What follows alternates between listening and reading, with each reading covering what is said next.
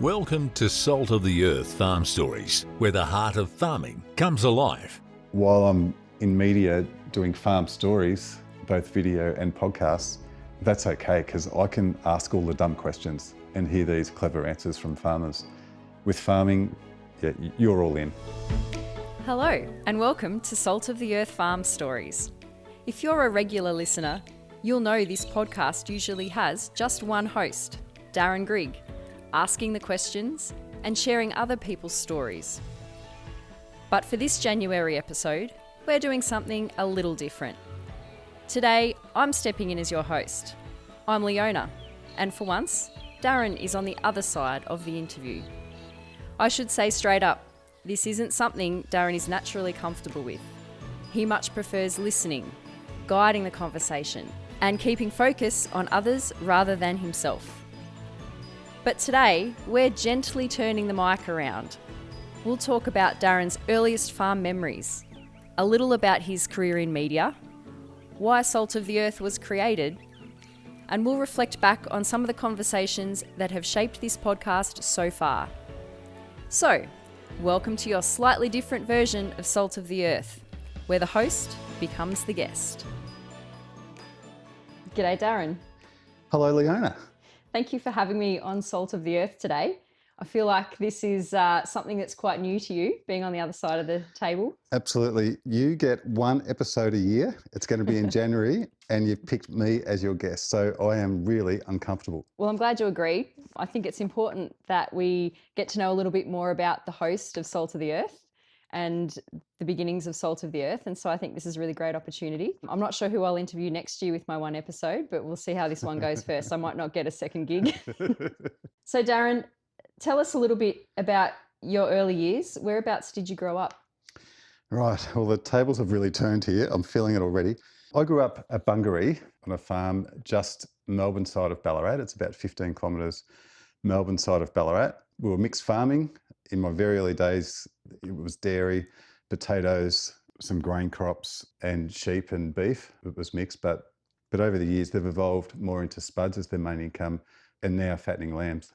Dad and my two brothers are still there doing great things.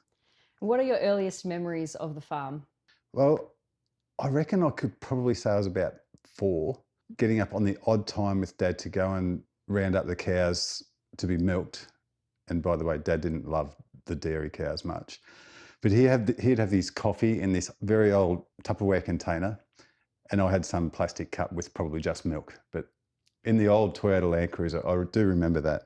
And that old Toyota Land Cruiser is still on the farm today, I believe. It is, and looking sharp, better than it's ever looked, to be honest. Yep, it's wonderful. So Darren, when did you first start working on the farm? I guess we thought we were working as soon as we could walk. We'd be outside as much as we could. I do remember perhaps going under the harrows behind the combine, maybe at the age of 4 or 5, just with a few scratches. But a funny moment, I remember talking about working, I was driving the old 474 International tractor, I think it was, with a potato harvester on the back. I was 8 years old, driving this tractor at snail pace, digging spuds. There were 3 adult men on the back, and they were long days, and it was pretty boring. And I rested my elbow on the mudguard and put my head in my hands, and I nodded off, driving the tractor. And the blokes on the back all of a sudden were getting spuds up the chain, and they realised the driver had fallen asleep. They jumped off the back. They, I'm sure, slapped me around a little bit, turned the tractor and potato harvester around, and then every minute or so after that, I'd get a clump of dirt in the back just to make sure I was awake. I have heard that story before, and I do love that story. It gets spoken about quite often on the farm. So you've been off the farm for quite a number of years now, but what lessons from the farm still shape how you work and think today? I think definitely work ethic. And what I've learnt, I think, to get somewhere in life, you really have to work hard. Being a farmer does that, even though it was just my teenage years. And what did you learn about farmers in those early years? About people, they're very clever. Farmers are so innovative. They're often hidden gems. We don't hear about the clever stuff that they're doing. They're hard workers.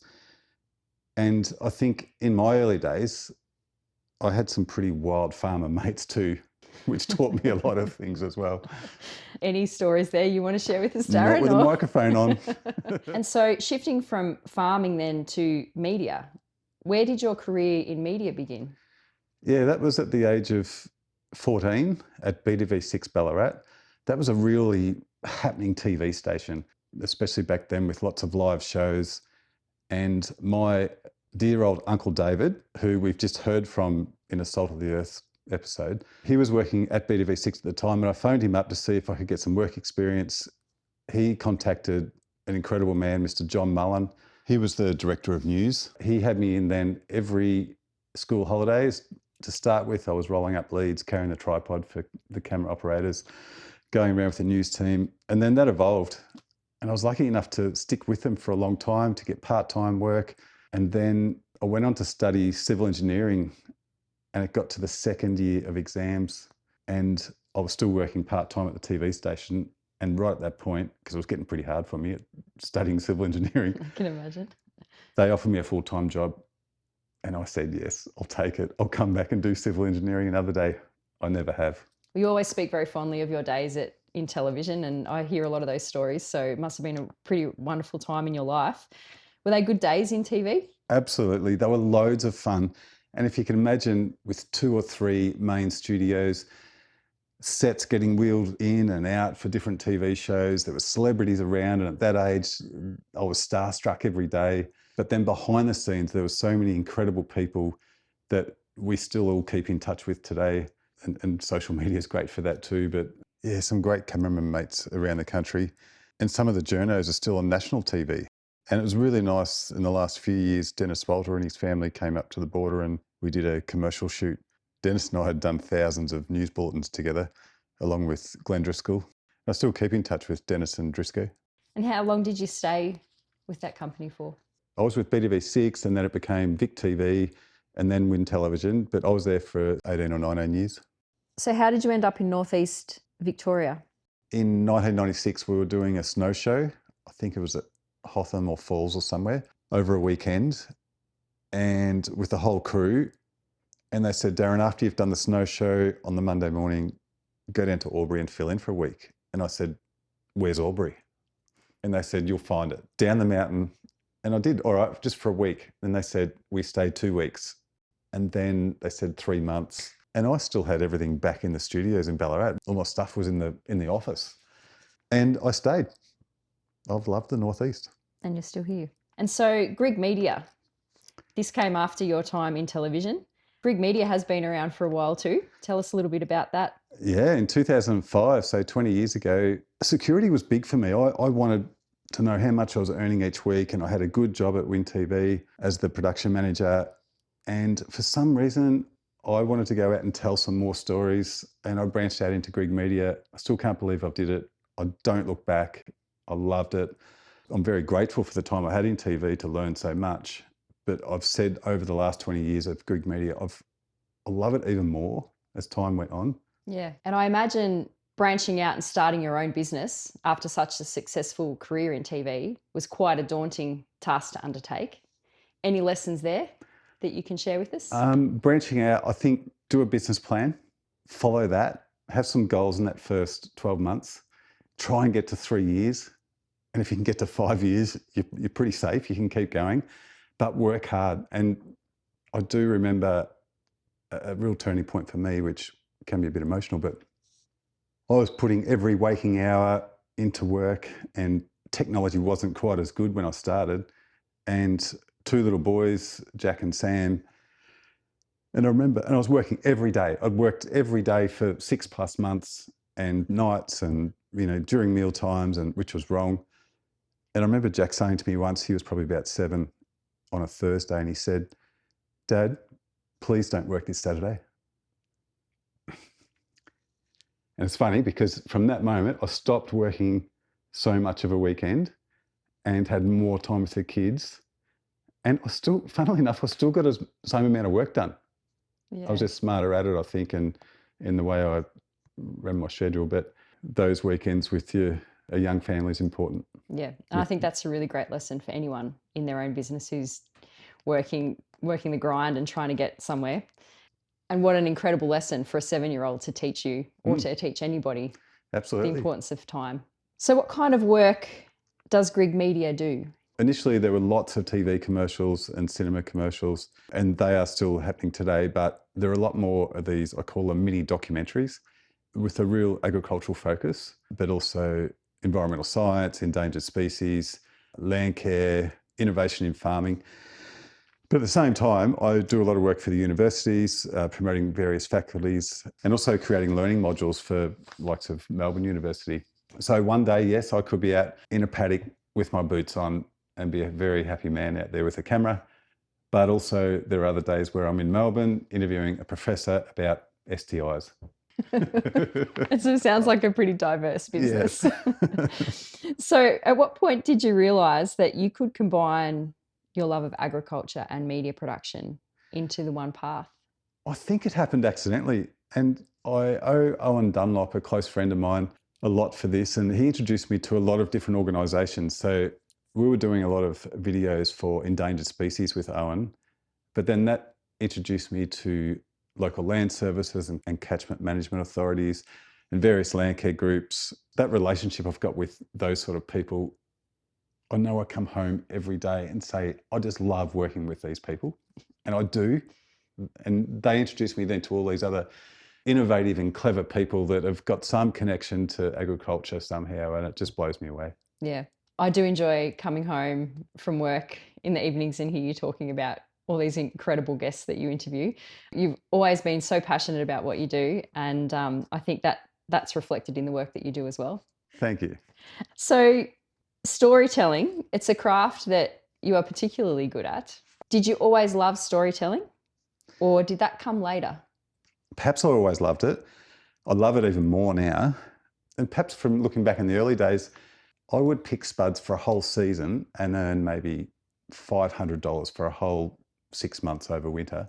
And one season I spent $340 on a VHS recorder and player. And I had this little camera and I would edit stuff into that and create little stories. So perhaps it did start from back then, but for sure it's evolved and I'm not there yet.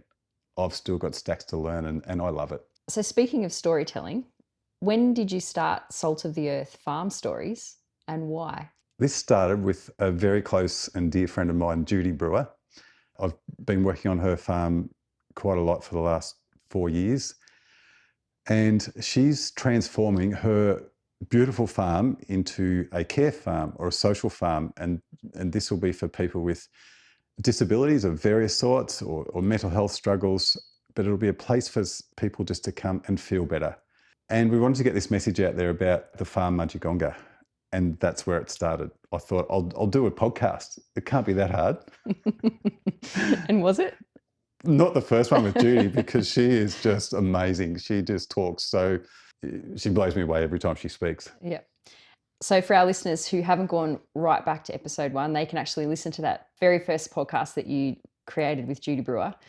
It's an incredible podcast and still one of my absolute favourites. And I think it is perhaps your most listened to podcast. I've just heard that it was the most listened to podcast, even though it was recorded in 2024, it was still the most listened episode in 2025. Yep.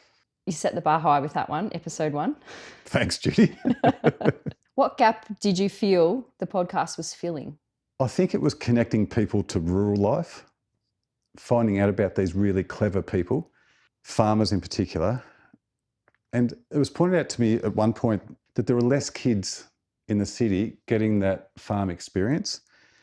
And I know me growing up on the farm, I'd have lots of schoolmates out from Ballarat and they would learn how to drive a tractor, learn how to ride a motorbike, learn how to pick spuds or throw bales of hay around.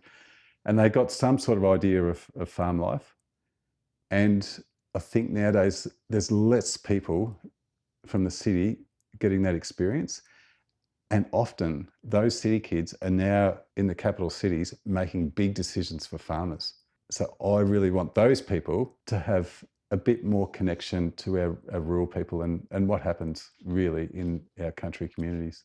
Yeah, I don't know how to respond to that. I think that's really clever and really cool. I've often heard you tell people that in your media production life, you would interview someone for a very short period of time. It might be 30 seconds, it might be 3 minutes, but that you felt that these people had incredible stories to tell, and that 30 seconds or 3 minutes perhaps wasn't long enough. And that may have been part of the motivating factor to also do podcasting. Absolutely. Good point. Because I've found over the last 20 years, people's attention span is so far less now. So for a video, they're often threatened by 8 minutes. No, I haven't got that much time. 3 minutes, yep, let's watch this and we'll learn something about soil health or dung beetles or something like that. But there's so much more to hear. But to get them to watch that video, it's only got to have a short duration. So the podcast allowed, if people were genuinely interested in a farmer's life story or an endangered species or a pest weed or whatever it might be, then they'll sit down in the tractor or in the car as they're driving and listen to 30 or 40 minutes worth, and you can delve into a bit more detail. So the podcast is a mix of life stories and technical agricultural stories, I guess you could say. How do you find the right balance between the two? Oh, it's just happening. Like, you'll get talking to somebody, or I'll do a video shoot about blackberries or whatever it might be, or weed management with goats. And I think, hang on, no, we can expand this more. But then also I love looking into some of these farmers' lives and at all ages.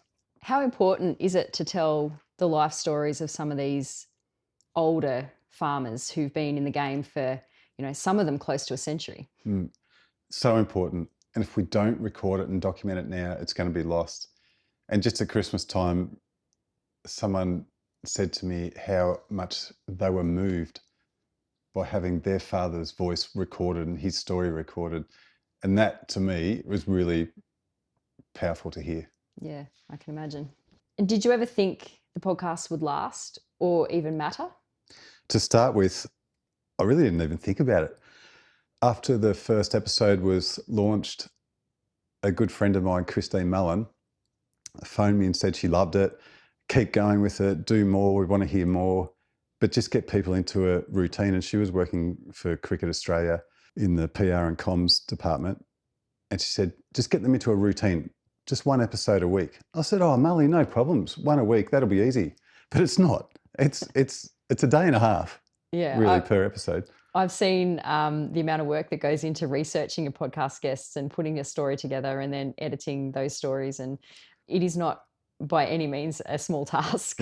But it's so, as I said, so rewarding and so worth it. Yeah, absolutely. I think your podcast audience would agree with you on that one, Darren. We've just got to get that sponsor, right? Yes. That big sponsor. Yes. Insert sponsorship spiel. What has surprised you most about the audience response? Oh, probably the phone calls, the messages I get, and sometimes there's tears with responses after they've heard an episode, or lots of laughter or comments or jokes or little one-liners they'll bring out again. I remember after one episode with an incredible man, Warren Davies, the unbreakable farmer, absolute legend, I had a phone call from a gentleman absolutely in tears. He was a mess. The episode was about mental health, and this guy was obviously struggling. But I had half an hour more on the phone with him, and he started talking. That stayed with me. That was so powerful that he got talking, and that's all Warren Davies wants people to do, is to get people talking. Yeah. And it also came after a 4-episode series with Leela McDougall from Just a Farmer, and that was a lot to do with mental health and that too. So for him that one person to ring me and start talking, that was awesome. Yeah, it's incredible. That's probably keeps you going, I imagine. Absolutely. Which podcast episode moved you the most and why? Oh, Sam Longmore. Yeah, ripper episode. Powerful, incredible girl. And I'll just play a snippet here. I fell asleep. I hit the guardrail on the left-hand side of this creek area, went across to the opposite side of the road, up an embankment, and flipped my car through an old school 6-foot public pool type fence. Ambos, police, fireys, put into the back of the ambulance, bumps, bruises, cuts, a couple of broken bones, and we headed back down the Barton Highway, heading towards Canberra, to the Canberra Hospital. driver of the ambulance fell asleep and rear-ended a car that was stopped at red traffic lights, and I went headfirst into the backs of the front seats from 90 k's an hour to a dead stop. So I technically got squashed from the top of my head. In the ambulance? I had 2 car accidents on the same stretch of road in 2 different states in a matter of 45 minutes. Oh, Sammy. And I ended up with a brainstem or spinal cord injury and I'm paralysed down my right-hand side. I thought I had Sam researched to the nth, and I didn't. And when she told me how her accident happened, I was speechless. Yeah. And yet, with Sam, and you'll hear it during the episode, don't feel sorry for me, no pity on me, don't wrap me up in cotton wool. Yeah, she's an incredible young woman. I also recall hearing the story of her accident while I was driving home from work one day.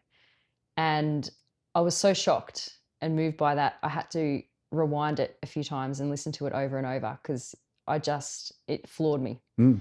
But yeah, an incredible young woman she is. And I recommend people go back and listen to that episode if they haven't already, because it's a powerful one.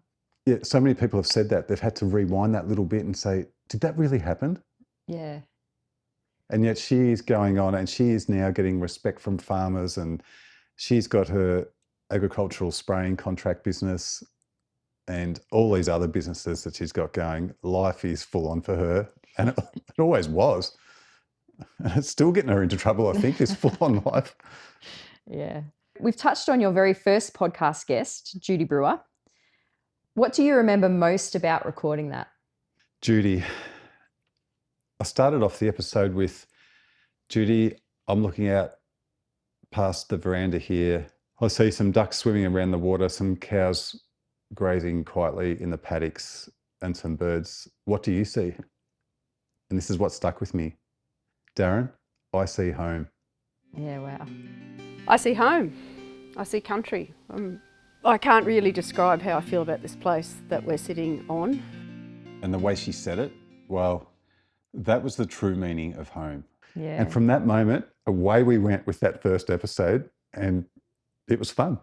Yeah. I got a sense like it was a whole lot of fun to record. And you have the pleasure of working part-time out on Judy's farm at Mudgegonga. How do you enjoy that? I love it. I love it. It's the best work environment I've ever been in. She's got an incredible team. She's doing extraordinary things. My great mate Dave's out there. I'm learning so much from him. Leanne McLennan's out there too as a horticulturist. Yeah, there's something happening all the time, and I do love it. Yeah. It's a credit to Judy, the team she's got, and that stems from her. Yeah. Starts at the top. Which episode made you feel the most anxious beforehand? Oh, I think that would be my own father. And another thing that when we're speaking of the strap, one teacher used to leave it in a cupboard, and then one day the boys got to put a fair few little cuts through it. So when he got it out to give someone the strap one day, it fell in half. So that was another memory. I'm not so much nervous, I was anxious. And yet, as soon as I said, "G'day, Dad," off we went. It was fine. And I learned stacks about him. Yeah, that's your first line for every podcast. Does it just flow from the g'day? It does sometimes, yeah. And the most nervous? Oh, Leela McDougall. I researched her stacks, and the more I learnt about her, the more I thought she was just so incredible. She'd made a movie, she was mixing with so many incredible people. She was delivering a powerful message. Her upbringing was so interesting. She'd have been on Farm Once a Wife. She had just done some amazing things. It gives the audience the power and the ability to let their own imagination make those decisions about what someone's going through, and that will be a reflection of what's going on in their life. So that's such an amazing privilege to have in filmmaking, I think. Yeah, I was nervous. And I told her that too. And once I told her, we were fine. Anyway, 4 episodes later, we stopped talking. Yeah, Leela's episodes were fantastic. Which guest or story surprised you the most? It could be my good friend, 95-year-old Mary Brewer. That's Judy's mum. She is quick. She is bright. Look out for Mary. She's funny. She's tough. And just a really cool lady. and apparently drives the four-wheeler around at pretty high speed on the farm. Yes. Do you always drive this fast, Mary? Depends where I'm going. You always seem to be in a bit of a hurry. No time to waste. Yeah, Mary Brewer, episode 44, a must listen. Oh, there's so many that have surprised me. Lincoln Budge is another one. Getting the tractor stuck when I was seeding one time. I didn't have the wheelchair in the tractor with me, so I climbed out and started commando crawling back to the wheelchair. He's now coaching people to make smart choices and consider the consequences. And I'd like all young people to listen to this one, episode 36. And entertaining, quirky. Probably Amy and the alpacas. Amy's a clever girl. She is running an alpaca farm over at Peterborough in South Australia. There's a bigger thing, like nearly everything that you touch at some point has had a farmer's involvement at the first point, not at some point, the origin point. Have a listen to Amy's episode. That is episode 72 from memory. I've had the luxury of visiting Amy and the alpacas. You loved it, didn't you? What a fantastic and fun place that is. Absolutely. Yeah. I recommend a visit to Amy. And who would have thought alpacas could be so entertaining and interesting? I know. They're intuitive too. They're connected. Yeah. And which one made you laugh the most? Pete McAdam, episode 49. And to be really honest, Pete and I snuck down to the dam down the back of their farm, at the Trigg farm at Bungaree. And yes, we had a couple of beers, but Pete, he's a funny man. But what surprised me the most, he's so clever. He is doing some really good things on that farm at Bungaree. And Pete has a great story to tell in episode 49. And we went to the BP fuel station at Warren Heap, just down by Ballarat here.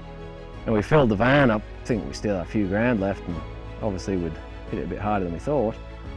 And we had no money left. And the girl goes, well, you can't go anywhere. He says, you've got a full tank of fuel in your van, belongs to me, and you can't pay for it. We're like, right. He had no money to pay for the fuel he just put in his van because his priorities were beer, fuel, then food. He'd bought his beer, couldn't pay for the fuel. He went across to a machinery place and said, do you know of any farmers looking for some work? I can't pay for my fuel. He went out to the Trigg farm and got work and stayed there for 20 plus years. Any comments that have stuck with you? I often think of Warren Davies, quite a moving episode. He loved farming, and dairy in particular, and he had to close that farm gate and turn his back to it and walk away. When he told me that, can you imagine it? That is so moving. I think of him often about walking away from that farm. 20 years of work went up that race that day, and it was heartbreaking. Symbolically, as I shut the gate behind the furniture van, I unclipped my identity off myself and I hooked it on the front gate and left it with my farm because that was me, and I felt like a failure. Yeah, powerful episode. Warren's doing extraordinary things and making a real difference. And now I can't forget John McCauley's comment each time I put on a pair of gloves. He's now 97. And of course, we had hide ropes and wouldn't cut your hands or anything. Yeah. So there's another thing. Yeah. Hands, if you wore gloves or did anything in those days, you were pansy of the highest order. And who is your oldest guest? Uncle David Grigg. He's a great uncle. He's 99, turns 100 this year. A true gentleman. His life stories are quite intriguing and interesting. You know, can you imagine born in 1926, what he's seen change? And he's another one who had to walk away from the farm because of an allergy from cow hair. Yeah, that would have been difficult for him coming from such a big farming family. He said, you've got two choices, either get out or carry it out in the box. He said, I can't give you any more, it'll be toxic and it'll kill you. That was a hard blow, I can tell you. So his episodes have just been released. And your youngest guest? Either Ali Trigg or Mia Stevenson. If you're already having a go at ag, I reckon you've entered a great industry, and yeah, just have a go and say yes to everything and be busy and hook in, don't be afraid of a bit of hard work. Both young girls having a crack. Unbelievable. And they spoke so well, so well. I love their passion for agriculture. Which guest would you say was the most innovative thinker? Oh, I love what Mark Trigger's doing, in particular with the robotic dairy barn. You'll hear from Mark on episode 48 and 50, I think it is. As it walks into the robot, it gets fed and gets milked at the same time. The cows have never been so quiet or in such good condition, since we've housed them in this freestall barn. Can you imagine robots milking a cow and then sensing that that cow's got mastitis, and then the robot sends it off to the special needs care? And then there's automatic manure scrapers and back scratchers, and it's crazy in this big dairy barn. The average person probably has no idea. And the one thing I got out of that episode at the robotic dairy barn is those cows are so happy. They are so well looked after. And if they do wander out into the fresh pasture, they want to come straight back. They know how good it is in the shed. Oh, and also Matt Martin from Mullamere, a young data-savvy farmer doing great things with containment areas and feeding systems. There was a big gap there. So essentially we couldn't really grow grass quick enough while the stock were on the land, like while they were in the paddocks when the autumn break finally came. And just one more if I can. Chris Ballage from Provenir Meats. He co-founded Australia's first mobile abattoir. Why do we have to truck them to an abattoir? Why do we have to put them through that stress? Why do we have to compromise meat quality? What has been your best overall podcast experience so far? Oh, Leona, I can't pinpoint. I thought about this question because I often say the last episode is my most favourite. You do. Every episode is your favourite. And has any conversation stayed with you longer than you expected? Ali Trigg. I interviewed her around 12 months ago, and you and I drove back up the highway, up the Hume Highway, after interviewing her, and we listened to her interview in the car, and we both looked at each other and said, what have we done with our lives? In 2.5 years, what she had fitted in was extraordinary. She doesn't say no. She'll have a crack at anything. And she had been right up through various stations in the Northern Territory and learnt so much and told her story so well.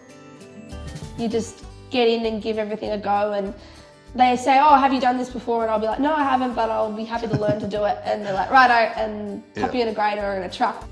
So Darren, does it feel strange now being on the other side of the interview? Absolutely it does. I'm just starting to breathe.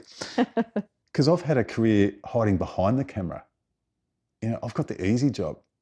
I can be really confident. If I'm standing there behind the camera with my RM boots on, I'm fine. Put me in front of the camera or being questioned like what you're doing right now is a bit nerve-wracking. I bet. Is it harder or easier to answer the questions than ask them? I'm feeling more relaxed at the moment, but yeah, I'd definitely rather ask the questions and control the conversation. Perhaps we went wrong, Darren. We should have had those couple of beers before we started recording. It could have been dangerous. What have you learned about yourself since becoming a host? I think, listen, take the time. Everyone has a story to tell, and they are so interesting. Just let them talk. Well said. Has hosting changed how you show up in everyday conversations? Yes. I find myself down the street talking to people and finding myself, am I interviewing them? I'm throwing all these questions at them. Darren, this is not an interview. You're just asking them how they're going. I wish I had a smart comeback for that, because that's so true. You've just clicked over 40,000 listens on Salt of the Earth Farm Stories in under 2 years. And I believe you may have also spent a week in the top 100 Australian podcast charts on Spotify. I've just heard that. It blows me away a little bit. Does it make you proud? Absolutely. And yeah, couldn't do it without our listeners and our guests, who are just incredible. And any more to come? There are lots to come. Well, hopefully lots more. I have a bit of a hit list on who I'd love to interview. Most of those people on that list don't know it yet, but I'm trying to get there. You don't want to shout out to any one of those now? Not yet. All right, well, to those people, Darren Grigg might be in touch. What do you hope for in the future for Salt of the Earth Farm Stories? Well, I really want to keep it going.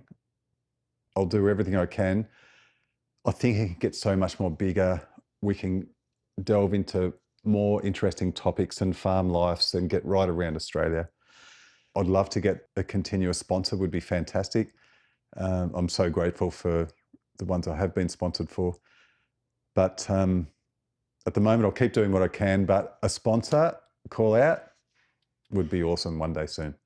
And is it your dream to perhaps do that big lap around Australia interviewing podcast guests? Can you imagine the stories?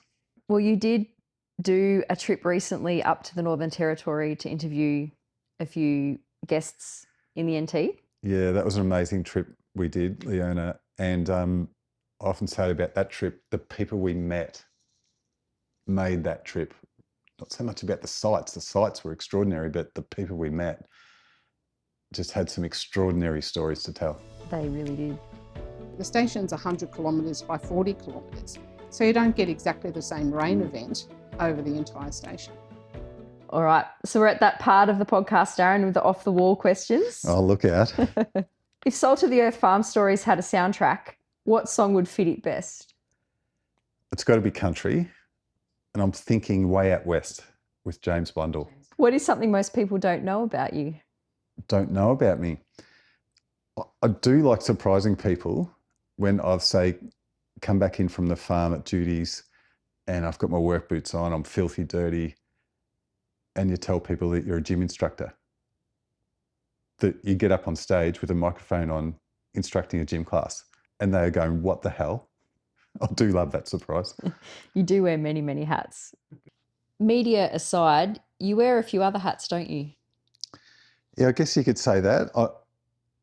The media video production is my main income. I am so lucky to have a couple of days a week on Judy Brewer's farm at Mudgegonga. I love that. I'm on the board of a fantastic organisation, Patoris, and that's an environmental education group who do extraordinary things, mainly throughout New South Wales. And we have around 19 to 20 people working for us. So to be a board member, I feel really proud and privileged to be part of that.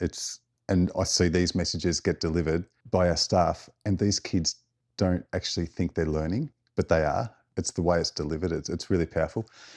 And I'm also a gym instructor, which might sound a bit unusual, but I love it. And I think exercise is really important for both the body and mind. Absolutely. And there's been lots of hats this year. I've also been lucky enough to have been part of a working group called New Futures, and that was looking for innovation and investment opportunities for agriculture. And the people in that group just blow me away every meeting I went to. And often fronting up to these meetings, I thought, I haven't got the time. But I would always come away from these meetings going, wow, these people that were on this working group were just extraordinary. You certainly are a man that fits a lot in to a day. I will say that. If you could interview anyone, living or dead, who would it be and why? I've often said I'd love to interview John Farnham. That man is amazing. I love his music and I love his personality. If I could just sit around a campfire, have a few beers with John, that would be incredible. Yep, I think there'd be a few people that would love to have a beer with John. If you could sit down and have a cold beer with someone other than John Farnham, dead or alive, who would it be? My pop. Yeah, Yep. Absolute gentleman. And yeah, everyone loved Pop. He was born in probably around 1918. He's passed away in 2007, but yeah, he played a big part in our lives growing up on the farm too. Mm. In hindsight, what a wonderful gift it would have been if we could have interviewed him. Wouldn't it? Yeah. I have a question for you that you may not be expecting. Right, I'm nervous. You've obviously had an incredible career in media, yet I get a strong sense that farming is something still very close to your heart. And if your podcast listeners have heard episode 31 with Darren Grigg, your father, they would know that farming is in the DNA of the Grigg family. If you had your time again, what would you choose, farming or media? Oh, well, I'm lucky enough right now that it includes both. Yeah. And I'm so fortunate. Is there room in life for both, farming and media? I don't think so. I think with farming, you've got to be all in. That's your focus. media, you can be swayed to all these different avenues. While I'm in media doing farm stories, both video and podcasts, that's okay, because I can ask all the dumb questions and hear these clever answers from farmers. With farming, yeah, you're all in. Yeah. And the pressures of farming these days, it's enormous. The insurances, legislation, and you've got to keep getting better yield. Like, there's a lot of pressure on farming right now. Multi-generational farmers like your family, it's getting harder and harder to keep those farms in families, isn't it? Because big corporations are coming in and buying up farming, and farming is very different to what it was. Yeah. Like even 10 years ago, even 20, 50 years ago, it's changing so quickly. That's right. And whatever size farm you're at, you've still got to be looking ahead. Yeah. Something new. Yeah. Better yield. Darren, what do you hope listeners feel when they finish an episode of Salt of the Earth? I want them to be perhaps entertained from our guests, but have more respect and connection to our Australian farmers. I think that's really important. Well said. And can I say, I think your podcast is doing a wonderful job of educating people about farming, the pressures that farmers face, how clever they are, and, you know, and also allowing listeners to connect to their food and where their food comes from. And I think that's a wonderful thing that the podcast is achieving. Absolutely. Food and fibre. Without Australian farmers, we don't have it. Yeah, correct. Finally, Darren, the question you ask everybody at the end of your episode. Darren Grigg, if you could live anywhere in the world, where would it be? I do love the Northeast. I love its climate. I love its people. I love the mountains. I love the farming, the agriculture up this way. I would love to be on, 200, 500, 1,000 acres on the river somewhere up here. That would be nice. That would be lovely. I think we're pretty spoilt up here in Northeast Victoria. I wouldn't change it for the world. Darren Grigg, thank you for chatting to me today.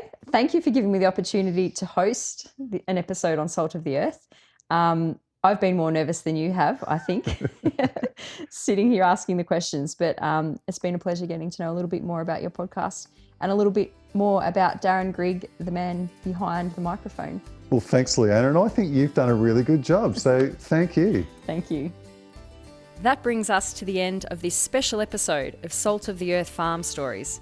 Darren, thank you for stepping outside your comfort zone and letting the focus sit on you for a change. This podcast has always been about honest stories, the land, and the people connected to it. And today's conversation reminds us that those same values sit quietly behind the microphone too. Thank you to everyone who listens, supports, and shares Salt of the Earth Farm Stories. We'll be back next episode with Darren in his usual place, asking the questions and shining the light on others. Until then, keep your hands dirty and your spirits high. Thank you for listening.